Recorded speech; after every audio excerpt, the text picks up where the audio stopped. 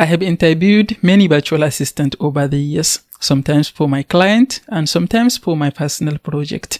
And in this video, I'm going to share with you some key interview mistakes that I see many beginners to virtual assistants make that can easily prevent you from getting hired. And the very first mistake I see is, I find it annoying honestly, is hiding yourself. The purpose of interview is to learn about you, to just get to know you and learn more about you. And one thing I see this more with people in Nigeria and other African countries, which is hiding yourself. You come to the interview, but you turn off your camera and we don't get to see you. The interviewer doesn't get to see you. The purpose of the interview is to see you and get to know you. And if you turn off your camera, then they are just not seeing you. Maybe they might as well just send you a text.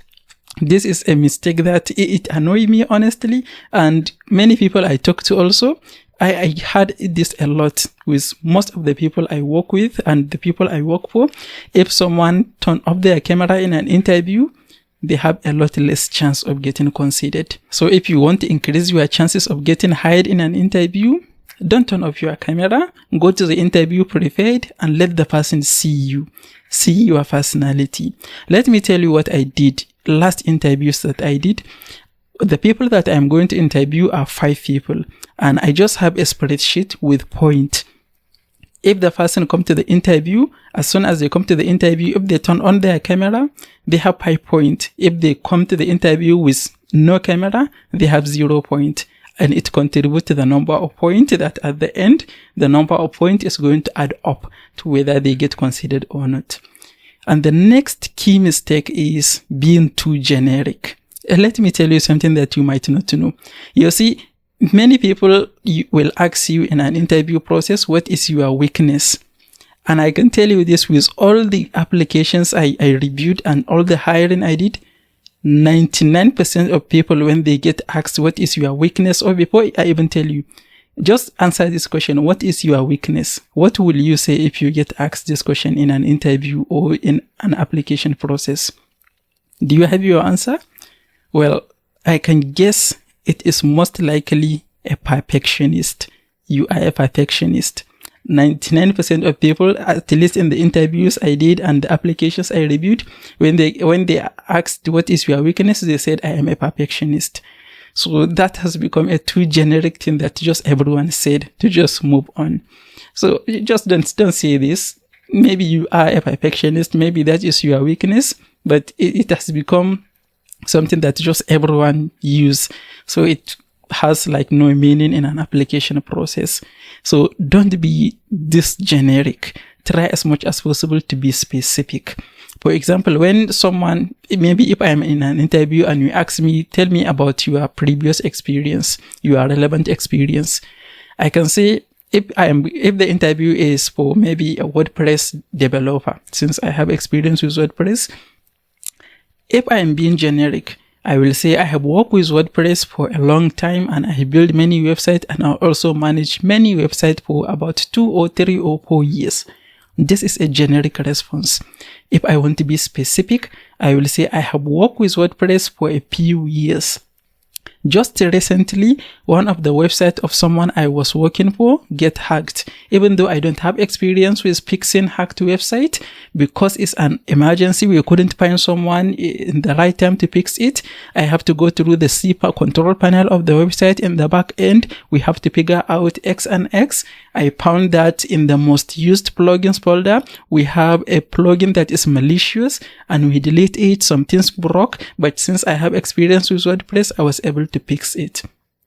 This is just very specific.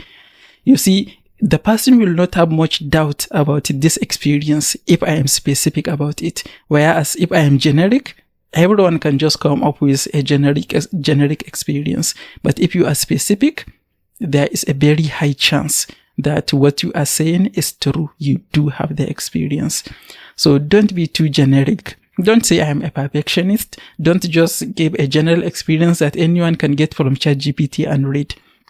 If you want to increase your chances of getting hired, be as specific as possible in an interview and the entire application process. And the next interview mistake that you must avoid is presenting a weak work attitude. Let me give you another example.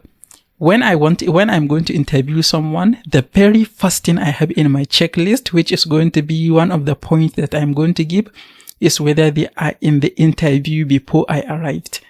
Personally, before I get into any interview, I make sure if the interview is going to be at 10 a.m., I will be in the interview room by 9:55 a.m. So 5 minutes before the interview time, I will be there if I am the one getting interviewed. But if I am the one doing the interview, then I'm going to be in the interview room 1 minute before the interview.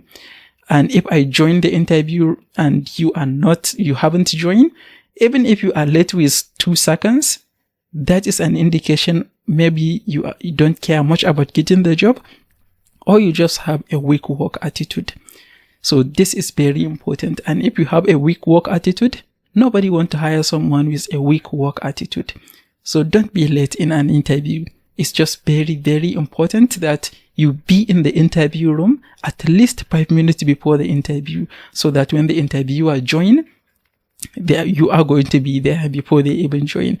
You will be surprised. At least this is also a problem that I see with most people I interview in Nigeria. Last time I interviewed 5 people for one position, 2 of them arrived late. I didn't ask why, they didn't say why they are late, but they did arrive late. And this is really a bad reflection of your work attitude.